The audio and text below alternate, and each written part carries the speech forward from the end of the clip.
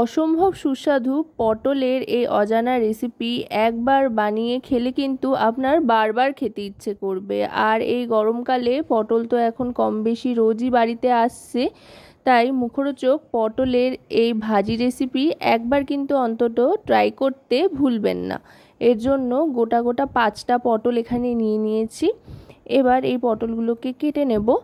খোসা ছাড়ানোর ক্ষেত্রে সম্পূর্ণ খোসা ছাড়াবো না, শুধু এরমভাবে একটু গাটা চেঁচে নিচ্ছি, যাতে পটলের স্কিনের যে একটা খসখসে ভাব থাকে সেটা চলে যায়, একটা মসৃণ ভাব চলে আসে। বাইরের দিকটা যেহেতু একটু শক্ত রাখতে হবে, সেই জন্য পটলের খোসাটা ছাড়াচ্ছি না। এভাবে স্কিনটা একটু চেঁচে নিয়ে তারপরে ওপরে আর নিচে বোটার যে অংশটা থাকে সেটা কেটে নেব। কেটে নিয়ে তারপরে মাঝ বরাবর পটলটাকে দুফালা করে নিতে হবে। এইভাবে এই দেখুন, খুব সাবধানে কিন্তু করে নিতে হবে। করে নিয়ে পটলটা ফালি করে নিয়ে এবার মাঝের যে বীজের অংশটা রয়েছে সেটা একটা চামচের সাহায্যে এভাবে বার করে নেব। খুবই সহজ কাজ, চটপট হয়ে যায়। এবার পটলের শাঁস আর বীজটাকে একটা আলাদা পাত্রে রাখবো, আর পটলের এই যে খোলসটা বা খোলা যেটা বেরিয়ে আসলো নৌকোর মতো, সেটা আরেক দিকে রেখে দেব। এইভাবে প্রত্যেকটা পটল কিন্তু কেটে নিচ্ছি। পটলগুলো কাটা কিন্তু হয়ে গিয়েছে, এগুলো এভাবেই থাকবে, এগুলোতে আপাতত কোনো কিছু মাখাতে ঠাকাতে হবে না। আর এদিকে যে পটলের বীজ আর শাঁসটা ছিল সেটাকে ভালো করে একটু হাতের সাহায্যে ম্যাশ করে নিচ্ছি। মিক্সারে পেস্ট করা বেটে নেওয়ার কোনো প্রয়োজন নেই, হাতের সাহায্যে একটু আস্তে আস্তে ম্যাশ করে নিলেই চলবে। এটা ম্যাশ করা হয়ে গিয়েছে। এবার এর মধ্যে নিয়ে নিচ্ছি পেঁয়াজ আর লঙ্কা কুচি। পেঁয়াজগুলো একটু বড় বড় করে কেটেছি, যাতে পরে মুখে পড়লে বেশ ভালো লাগে। আপনারা যদি কুচি করে কেটে নিতে চান একেবারে মিহি করে, তো সেভাবেও পারেন, কিন্তু এভাবেও কাটলে বেশ একটু মুখে লাগবে, ভালো লাগবে সেটা খেতে। এবার নিয়ে নিচ্ছি আলু সিদ্ধ। এখানে একটা গোটা মাঝারি সাইজের আলু সেদ্ধ করে নিয়ে নিয়েছি। সেদ্ধ করে ম্যাশ করা আলুর সাথে এবার পেঁয়াজ, লঙ্কা, পটলের শাঁস আর দানা সবটা ভালো করে চামচের সাহায্যে মাখিয়ে নিচ্ছি। ভালো করে মাখিয়ে নিয়ে এবার এর মধ্যে নিয়ে নেব পরিমাণ মতো নুন। খুব বেশি মশলাপাতির কিন্তু ব্যবহার এতে হয় না, কম মশলাতেই কিন্তু দারুণ সুস্বাদু পটলের এই ভাজি রেসিপি। কিন্তু একবার ট্রাই না করলে বুঝতে পারবেন না যে কতটা সুস্বাদু হয়। এবার এতে দিয়ে দিচ্ছি ডিমের গোলা। একটা ডিমের অর্ধেক কিন্তু এখানে নিয়েছি, যেহেতু 5টা পটলের জন্য বানাচ্ছি। যদি পটল আরও বেশি থাকতো তো গোটা ডিমের গোলাটাই নিয়ে নিতাম। খুব বেশি ডিমের গোলার কিন্তু প্রয়োজন নেই, তাতে খুব বেশি ল্যাদল্যাদে বা পাতলা হয়ে যাবে এই পুরটা।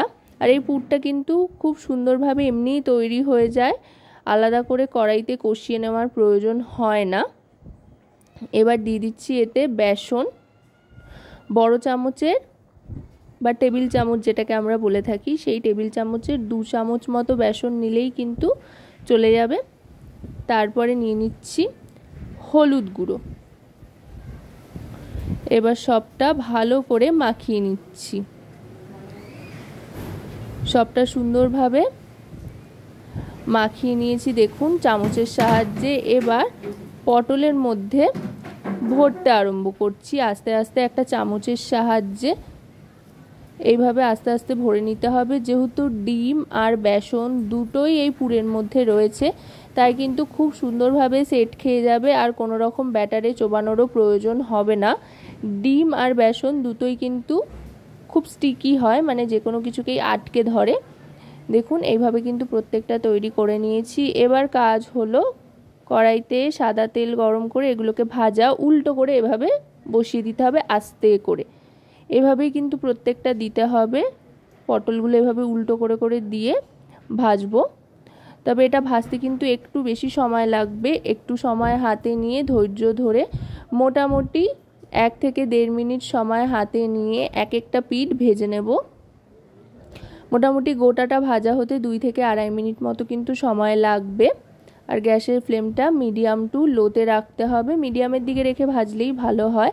আশা করব রেসিপিটি আপনাদের ভালো লাগবে। ভালো লাগলে অবশ্যই রান্নাবাটি চ্যানেলটিকে সাবস্ক্রাইব করে লাইক শেয়ার কমেন্টের মাধ্যমে আমাদের পাশে থাকবেন আর পাশে থাকা বেল আইকনটি অন করে দেবেন সবার আগে সমস্ত রকম নতুন রান্নার নোটিফিকেশান পাওয়ার জন্য। কারণ আপনাদের নিয়ে আপনাদের জন্যই কিন্তু আমাদের চ্যানেল রান্নাবাটি, তাই আপনাদের প্রত্যেকটা লাইক শেয়ার কমেন্ট কিন্তু আমাদের অনেক অনেক উৎসাহিত করে নতুন নতুন ভিডিও তৈরির জন্য। দেখুন দেখতে কতটা সুন্দর হয়েছে, খুব সুন্দর ভাজা হচ্ছে কিন্তু, আর একটা পটলের ভেতর থেকেও কিন্তু পুর বেরিয়ে আসেনি।